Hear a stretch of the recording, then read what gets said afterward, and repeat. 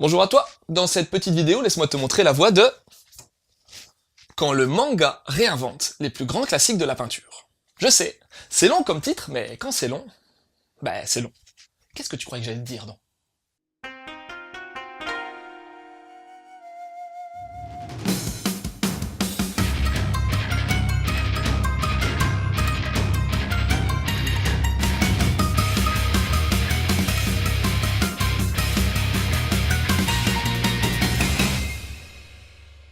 Je suis un petit peu emmerdé car normalement, dans la première partie, je te raconte dans les grandes lignes l'histoire. Sauf que là, il n'y en a pas d'histoire. Ouais, c'est pas vraiment un manga à proprement parler. D'ailleurs, cet ouvrage est souvent catalogué dans la catégorie des artbooks. Pour faire simple, il s'agit d'un livre inventoriant un bon paquet de tableaux classiques, 43 si j'ai bien compté, ainsi que leur réinterprétation à la sauce japonaise. Le bouquin est segmenté avec une chronologie artistique au début, une partie sur l'intérêt de la copie et de la réappropriation d'œuvres, et, bien entendu, de deux parties répertoriant les 43 tableaux et leurs variantes japonaises. Pourquoi deux parties? En fait, la partie A est en format paysage, alors que la partie B est en mode portrait. À la fin, t'as également un petit mot sur chacun des illustrateurs japonais et la sacro-sainte bibliographie, et iconographie pour le coup.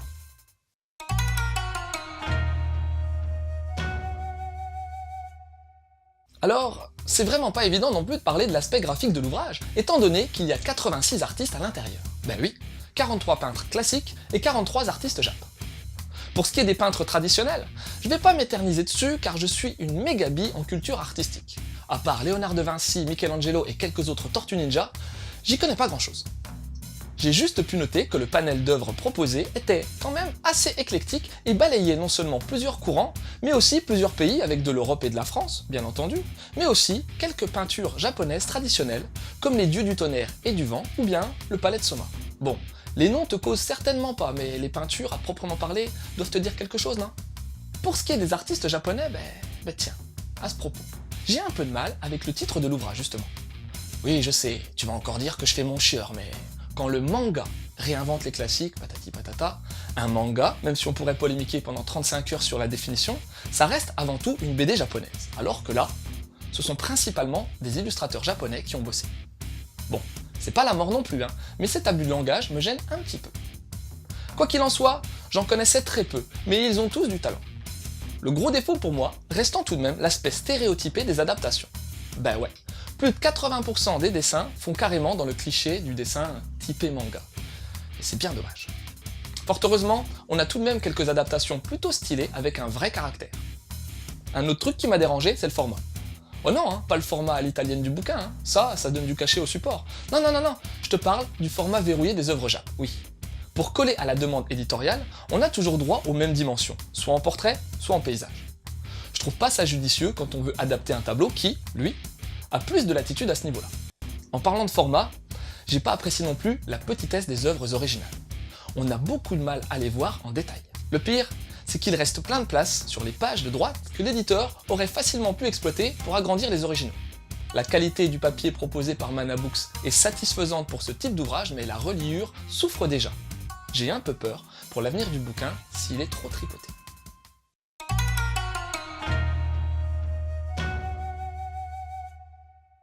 Cet artbook est, j'ai bien l'impression, la copie conforme de celui édité par Saido Ranchi au Japon en 2016. Et niveau intentionnel, je trouve ça super. Oui, je m'y connais absolument pas en art, et dès qu'on me parle d'une référence autre que la Joconde, je suis largué. Pédagogiquement, il s'agit d'un très bon outil pour faire découvrir aux jeunes générations les trésors graphiques des générations passées. Maintenant, je vais pas te le cacher, il y a un paquet de petits détails qui m'ont gêné et qui font que je reste grave sur ma faim avec ce titre. Bon, la préface est intéressante et présente le book comme un pont possible entre tableaux traditionnels et œuvres plus numériques. Mais tu verras que niveau nouvelle technologie, le bouquin insiste pas vraiment. Ensuite, super idée, on te file des chronologies des courants artistiques. Génial. Mais honnêtement, qu'est-ce que c'est lourd et abstrait? J'ai même pas réussi à finir. Alors qu'avec quelques œuvres en lien avec ces 10 courants, je pense que l'assimilation aurait été beaucoup plus facile, non? T'as ensuite 2 pages qui traitent de l'intérêt de la copie avant de commencer l'étalage des œuvres, et ça, rien à redire, c'est bien fichu et ça donne une clé de compréhension supplémentaire. Et ensuite, t'as les comparatifs. Alors au début c'est cool, tu mates tes 2 œuvres, l'original et la copie, et puis ensuite tu lis le texte, qui parle beaucoup du tableau original. Bon, ok. Et puis, tu te rends compte que ce texte fait en réalité une analyse historique et technique de l'œuvre, mais surtout de son auteur. Et c'est là que j'ai trouvé ça assez lourd et pompeux. Bon, c'est certainement parce que j'ai pas la culture nécessaire et que mes analyses graphiques sont certainement trop limitées, mais sans déconner, j'ai eu l'impression de me retrouver dans un mauvais cours d'art plat au lycée. Tu sais, quand on te justifie tout, qu'on essaye de trouver une explication à la con sur les moindres choix de l'auteur. Au final, j'ai abandonné la lecture des textes arrivé aux 2/3 du bouquin, et si j'avais pas eu cette chronique à écrire, crois-moi, j'aurais lâché bien avant. Puis surtout, je me suis dit, les gens qui vont acheter ce bouquin, c'est certainement des fans de manga, d'anime, de dessins faits par des artistes japonais. Et les infos sur eux, tu peux te brosser. Enfin, non, te brosse pas, va à la fin du livre, tu les auras. Toutes compilées en 4 misérables pages. Chaque mot de l'auteur tenant sur la place qu'on pourrait allouer à un ridicule post-it. Bon, c'est cool quand même, hein, car t'as les intentions des dessinateurs, mais il y a un putain de gros défaut. Je sais pas pour toi, mais moi, j'arrive pas à me rappeler des 43 illustrations japonaises avec précision. Les titres des 43 tableaux, à part quelques-uns, j'ai du mal à faire l'association avec l'œuvre. Faut donc que je retourne à chaque fois avant, que je trouve la bonne page et que je switch entre elle et la fin du bouquin. Sérieusement, niveau pratique, je pense qu'il y avait moyen de faire mieux, non, tu crois pas? Au final, quand le manga réinvente les grands classiques de la peinture, est une super idée, un cadeau classieux et smart, mais qui reste vraiment de la poudre aux yeux et qui n'apportera pas ce qu'attendent les amateurs d'art ou les fans de manga. À réserver à un public ne cherchant pas de réelle analyse construite sur le sujet. Et en lien avec ça, je pourrais te parler d'Arte. Pas la chaîne, hein, le manga. C'est une œuvre qui se déroule durant la Renaissance et où une jeune femme va tenter de percer dans la peinture.